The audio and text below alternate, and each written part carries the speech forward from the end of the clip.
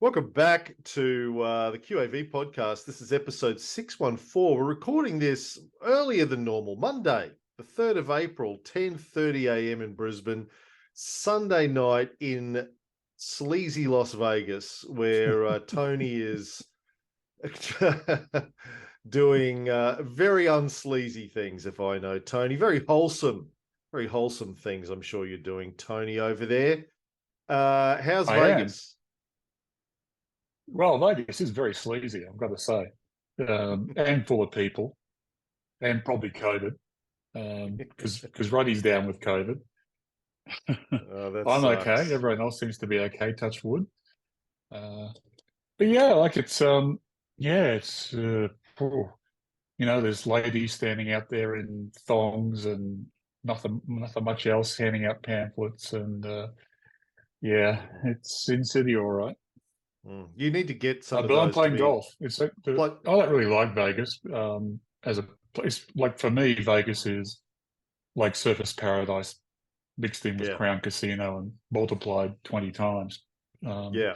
so I don't get off on that. But the golf courses are really good. They're a little bit expensive. We played 5 days straight on some really good golf courses, and we even had snow one of those days, which was amazing. Snow in Vegas, Oh, yeah.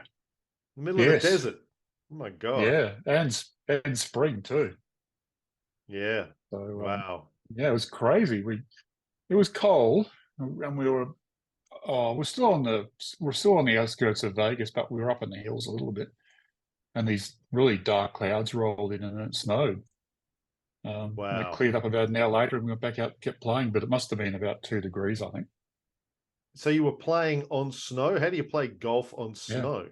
well, you Have can't. orange balls so you can You see them? can't. You can't play. No, Okay, you it's didn't just play. like playing in a sort of heavy rain, but then the greens become unputtable. They were just, like Yeah. putting through a big puddle of water, flush. Well, listen, we I also need mean, to talk so about your birthday party.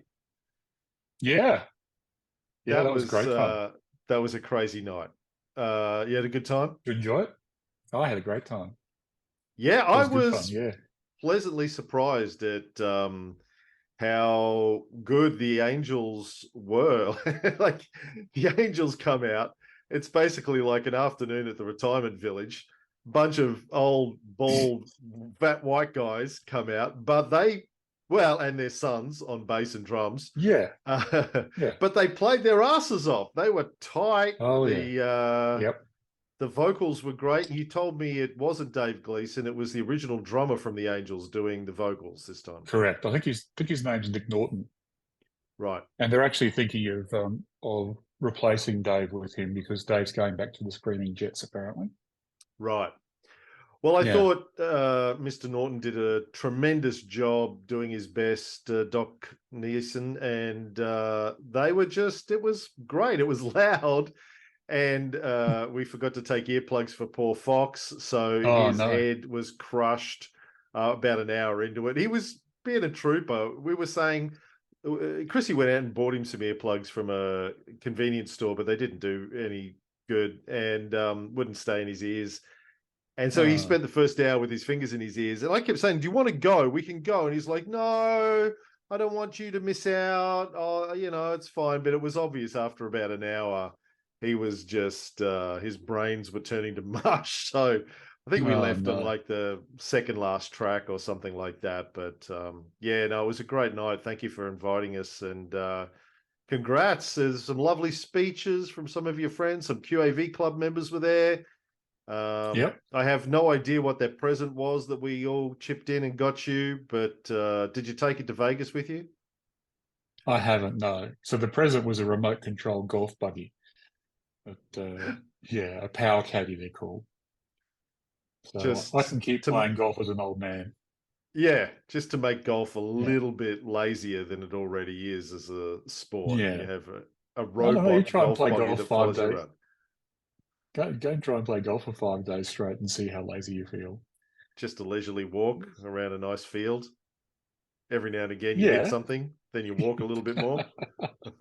Yeah, that's it. Yeah, Yeah. just do it for 4 or 5 hours straight each day. And your actual birthday is not until tomorrow, Australian time, 4th of April, right? Yeah, that's right. Yeah, and I haven't been drinking, so I haven't had a drink for 5 months now. But I may have a whiskey Tuesday night our time, which is the 4th over here, and the last Right. day of our trip in Vegas. Yeah, you didn't even have a drink at your birthday party. I was impressed. No, no, didn't feel like it. Yeah. Yeah. Don't need it to have a good time, And right? correct, yeah. And I'm just really coping with travel and nonstop golf and you know busy schedules without drinking, and much better. It's got its advantages. Yeah, absolutely. We're on this. There's 20 guys on this trip, and about half of them are from Mullumbimby, and they're all celebrating their 50th birthday. So like they are going hammer and tong non-stop, comparing notes where the cheapest beer is on the strip, and then just hitting it like a pack of locusts, and yeah, getting up and playing, or just turning up and playing golf, and falling asleep on the bus on the way home, and then doing it all again. Yeah. I don't know how people do it. I haven't lived like that since I was, I don't know, 17, 18, going that hard. I don't know how people keep it up in their 50s. Oh, Yeah, it's well, about 6 months for us. 6 months. Yeah, since we hit it that hard. Oh, yeah, right. Well, good for you. I'm sure there be many health benefits for you by cutting back a bit for a while. Hmm. Well, let's move on from your birthday celebrations and talk about some investing, because I know you've got dinner plans and you got to go. Yes, we got dinner, and we got to go and see Penn and Teller at the 9 o'clock show. Oh, fantastic. I've always wanted to see Yeah, them. That'd be fantastic. yeah. And we saw the Beatles Love Again the other night, which was great. The Cirque du Yeah. Soleil. So we Yeah, saw really good. that in 2018 when we were over there, right? No, Yeah, correct. 20, Around then. when we were there, 2017. I think we are in Vegas together. Yeah. Hmm. Good The stuff. show's changed. The show's changed a little bit, but it's still really good. Yeah, terrific. I love a good Cirque Yeah, show. Of yeah. course, Vegas is where Chrissy and I got married, so it has. I hate Vegas. She hates Vegas too. It's terrible, but we got married there, so it has one redeeming factor in my history. Anyway, onto investing. Been a surprisingly good week in the markets. You should go away more often, Tony. You go away. The Oh, happy market has to. a good week. It's been up. Um, I don't have commodity updates because we actually haven't finished the buy list yet for this week, but I can do a quick portfolio update. The dummy portfolio since inception, for new listeners, that's 2nd of September 2019. Our dummy portfolio is up 17.56% CAGR per annum over that period. Versus the benchmark that we use, the STW, the SPDR 200 fund, which is up 6.84% CAGR per annum over the same period. So as it has been recently, we're not quite 3 times the benchmark, but pretty close to it. 3 sevens are 21. We're about 7.5, 18. So yeah, we're a little bit under 3 times the benchmark. For the financial year to date, we are up 9.72%. Actually, no, 12.28% per annum. I don't know. Navexa gives me two numbers. There's a chart, little graph says 9.72, but then the summary above says 12.28 versus the STW, which it says is at 13.85 for the financial year. So for a while there, we were lagging the STW for the financial year quite a bit. We've nearly caught up, and there's a couple of months left to go. So we'll see where we end up. In the last 7 days, we're up 2.93%. STW is up 2.65%. Some stocks have done pretty well in the last week. RSG, Resolute Mining, up 11% in the last week. What else have we got here? Lindsay up 6.3%. Lindsay's been on a corker run. Yeah, Of late. I wonder if that was because of KNS cold transport going under. They may have picked up some Oh, market share from that. They're yeah, both maybe. transport logistics companies, yeah. Right. But I tell you, it's not in the dummy portfolio, but in one of our light portfolios. Is something I wanted to talk about is ALO. I think this happened just when you left. Alogio Group. Alogio, I think they pronounce it. So it was announced last week that Alogio is being acquired by a group called Next Capital, and their share price went up 45% in a day based on the acquisition price. It's fantastic for those of us that held in the portfolio. It is now up 80% since we bought it back in September 22. So again, as I pointed out on our Facebook page, and we've seen this happen a few times since we've been doing the show together, if we think something is undervalued, quite possibly other people think it's undervalued and they come and buy it and we go along for the ride. Correct. That's interesting that Next Capital's involved. I actually know one of the principals there and play golf with him occasionally. Oh, did you But, put a little word in his ear? Hey, tell you, we haven't good deal. colluded on this one. Oh, okay. No, in fact, Patrick Elliott often comes along on some of these trips with us as well. So, yeah, that's interesting. But yeah, I think you've said it exactly right. That if we're seeing value in a company, then somebody else is going to see value in the company. Yeah. I just wish someone would see some more value in mine and take them over and give us an extra boost. But it'll happen at some stage. Yeah.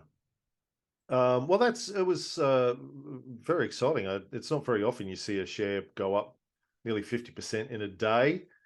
Very exciting for those of us that hold it. Didn't really help the 221 portfolio in light enough to get it back up into the black. That's the one we closed just before the market crashed in April last year, but it gave it a nice little bump. Oh, good. Just one other thing I wanted to mention. So the week before last, so we had Tim Lincoln on last week. The week before that, we had a question about something you said way back in one of our first episodes about ETFs and the size of ETFs on the market.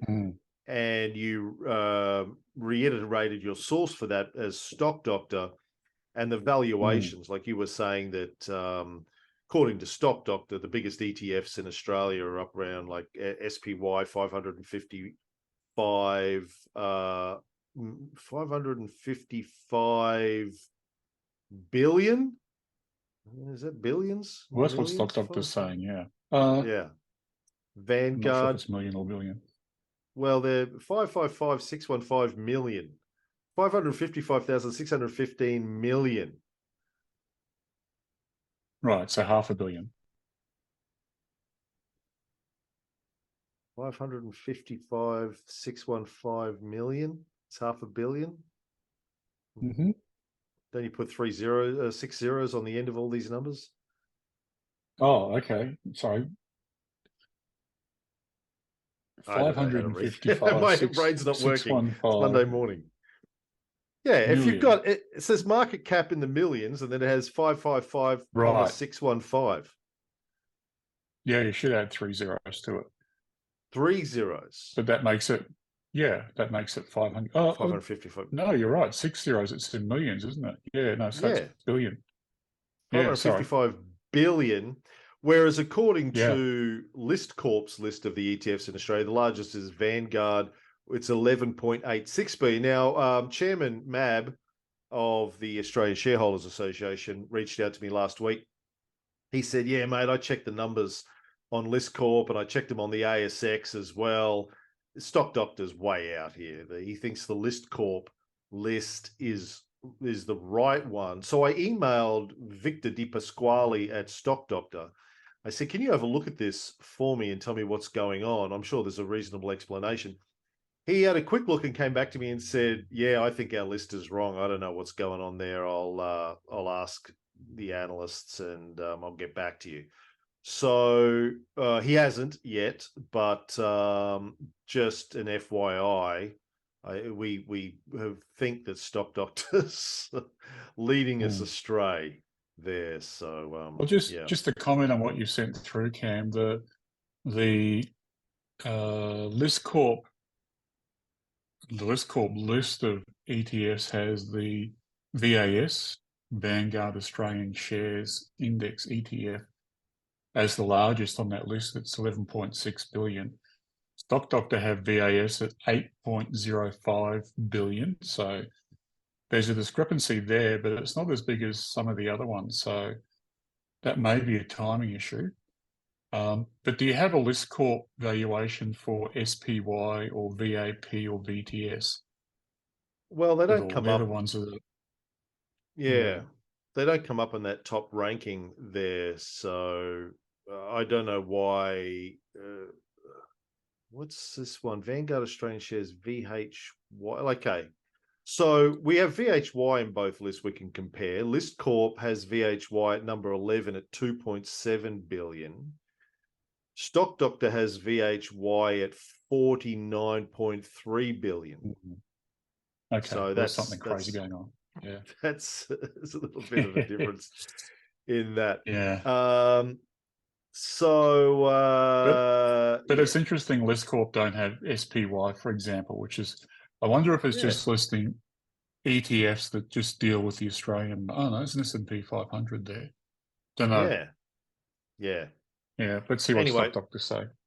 Yeah, I just wanted to flag that with everyone. I mean, I don't think anyone is investing in ETFs that listens to this, but just by the by, well, they might be. But the question was asked about the question was asked about my comments about how ETFs can amplify a market downturn. Yeah, and so if the List Corp numbers are right, that magnification is going to be minuscule. But if the Stock Doctor numbers are right, it's going to be a real thing. So we just need to work out who's right there.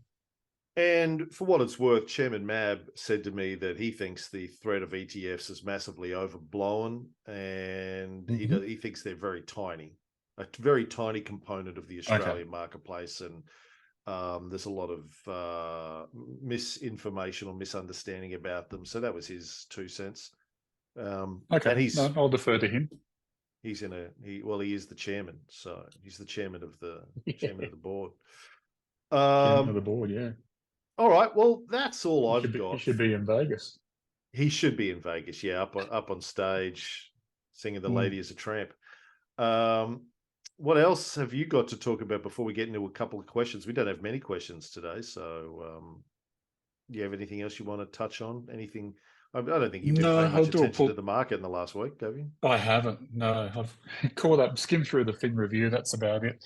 Although you said, you told me that, you had a bunch of sells that you had to do just before you left the country. Yeah. Did that they happen? all turned around while I was on the plane, so I'm fine. That was lucky. Oh, so you didn't sell them? You just told Alex? No. So I had Macquarie Group had breached one of the tranches I bought breached the Rule 1, but then when I looked at it, I thought, well, that's still that particular. I shouldn't be doing Rule 1 prices per purchase. I should be doing it as an average. So it was still when I reviewed it, it was still above the average, and then so I decided just to let it ride. And when I got off the plane, Macquarie had gone up anyway a little bit, so I was fine. Right. Well, that's good. So Macquarie's good. It didn't have to sell.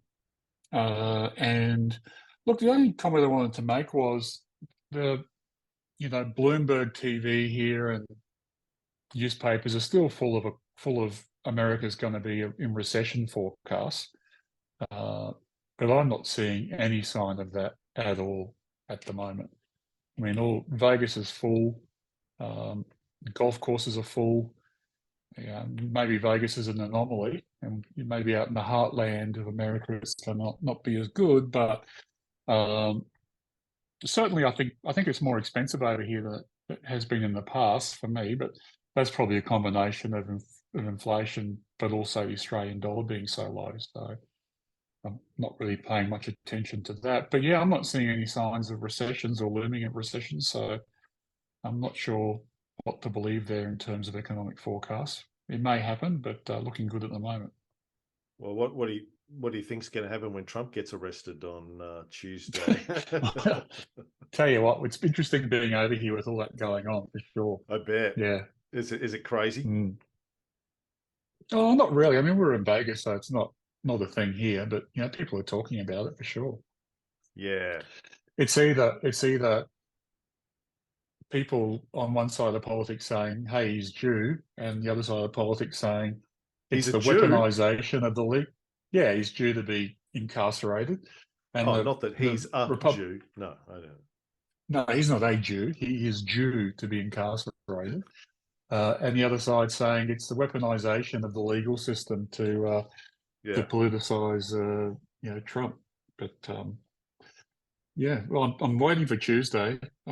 We're debating whether they're going to have to send the black Escalades in to bring him out in cuffs, or whether he's going to voluntarily surrender himself. So that'll be very interesting. But either way, he's still raising money. As soon as the charges were dropped, he's out there with all these ads saying, this is a terrible injustice that's being handed out to me, and contribute to my fighting fund. It's just amazing.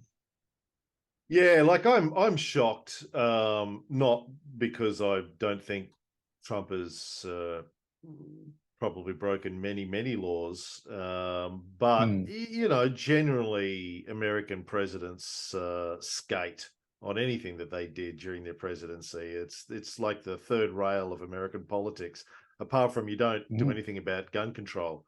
You don't go after ex-presidents for whatever the hell they did. It's just you don't go there. Because if you do, it opens up Pandora's box, and once you open that, every ex-president can be pulled up on all of the dirty criminal shit that they've all done. I don't care who it is, but anyway, so I was shocked that they finally seem to be stepping over that line. We'll see how it plays out. Well, it's also, I mean, it's always fun to turn on Fox News here in the States, and they're full of just the most lunatic rhetoric about how this is, anti-globalist, elitist collusion to stop the greatest hero in American history from rerunning for, president. And then they got the other side of, politics on CNN, who are quite rightly pointing out that Trump's approval rating is going to go up if he's, indicted, because, Clinton's did when he was impeached, and Trump's did when he was impeached. And so, people are pretty apathetic, but if they sense any sort of injustice, they're going to rally behind anyone. It doesn't matter who they are. And the funny thing about Fox's support for Trump is that we now know from the Dominion court case that all the Fox News hosts and management hate Trump. Privately, Tucker Carlson and everybody on there are just talking about what an idiot he is and how they can't wait to see the back of him. Well, yeah, both of those things were handed down on the same day over here. So the judge ruled that the Dominion case could go on to a trial, and Trump was indicted both on the same day. Yeah. Republicans were scratching their heads trying to work out what to say, what to do. Rupert Murdoch hates Trump. All of the guys at Fox hate Trump, but they're still his number one supporter. It's hilarious. Anyway, back to investing. You want to do a pulled pork? I do, yeah. I'm just going to do a pulled pork on Ramelius Resources, which was a question for this week. It's I hasten to add that number one, my numbers are about a week old because I haven't had a chance to do another download. and we're still, it's Monday morning your time, so we haven't got Alex's download for the weekend. But anyway, and number two, Ramelius have launched a bid for another gold mining company called Breaker Resources. So I did a quick survey before we jumped on the show, and I couldn't really see the pro forma effect on Ramelius that the takeover would have if it went through. And so I can't, it's probably out there, but I haven't been able to work out whether Ramelius is going to borrow money to execute the takeover, or pay it in cash, or issue shares, or whatever. So I'll go through and talk about it, but people are going to have to watch announcements to see if they're interested in buying Ramelius. They're going to have to watch announcements and see what the impact of the takeover will be, or wait until the next 6 monthly numbers come down and you have a clearer picture of what it looks like. I suspect if the takeover goes ahead, it will have happened by then. And we should also point out that BRB is on our buy list, and has been for it's quite the a while. takeover.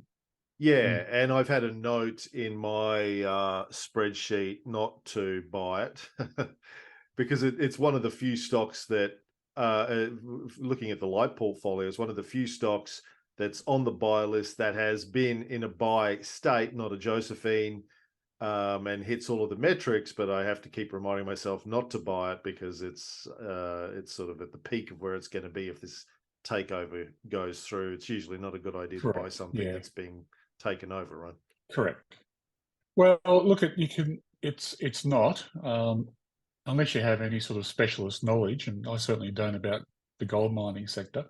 Yeah. And what I do know is that this particular takeover is being supported by the board, and by the major investors. So chances are that's it. It's going to be accepted, and it'll go through at around the current price. So I can't see anybody coming in and lobbying another bid. They could. It's always possible, but less likely in this kind of situation, with approval from the board and the major stakeholders. But also the flip side is I can't see Ramelius walking away from this either. So the downside risk is pretty limited. So the takeover experts in this sort of circumstance would be looking to make, pennies out of this situation. Just to see if they can arbitrage what's going on with the share market compared to the takeover price. And it can vary by cents every day, depending on what news is coming out of both camps. But yeah, I agree with you. I wouldn't be buying BRB at the moment. And probably can't buy it in the future because I think this takeover will probably go through at the current price. So that's it. Yeah. And that's a good question. That's actually, I'll answer a question no one's asked, but that's actually an interesting thing. If you are a BRB holder, is you've got to decide whether you want to sit on it in the hope that someone lobs a higher offer. Because if you do, you've got to wait for the takeover to go through, and then to get your check from Ramelius, which could be months and months and months away, as opposed to selling on market now. And I haven't checked the price of BRB compared to Ramelius's offer, but if it's only pennies, I'd be my sort of the standard way I would operate is to sell on market and move on and take that profit somewhere else, because otherwise it's just like having money in the bank. It's going to sit there doing nothing for 3 or 4 months while the whole thing grinds through. Yeah. Anyway, getting back to Ramelius, it's a large gold miner based in Western Australia. It's mainly around the Mount Magnet area. It has a number of mines, Mount Magnet being one of them, Mount Magnet Gold Mine. But there are 3 others, Edna May, Marda and Vivian. They're also in WA.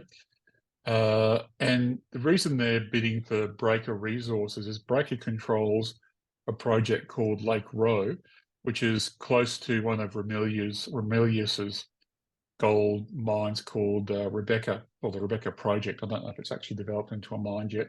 And so Ramelius is counting on synergies from being able to progress the Breaker gold mine, which is close to their own gold mine, and put them both together, and 1 and 1 makes 3 for them. And that's one of the reasons why they're paying a premium for Breaker. The other thing to note is that Ramelius is now big enough that it just recently was added to the ASX 20 list. So it's getting quite large now. I think it's over $1 billion in market cap, and it did get a bump of about 5% when it went into the ASX 20 list. So I guess that's relevant to the conversation we had the last time we spoke about changing how the indexes can change the share price of a company. So that's what happened to Yeah. Emilius.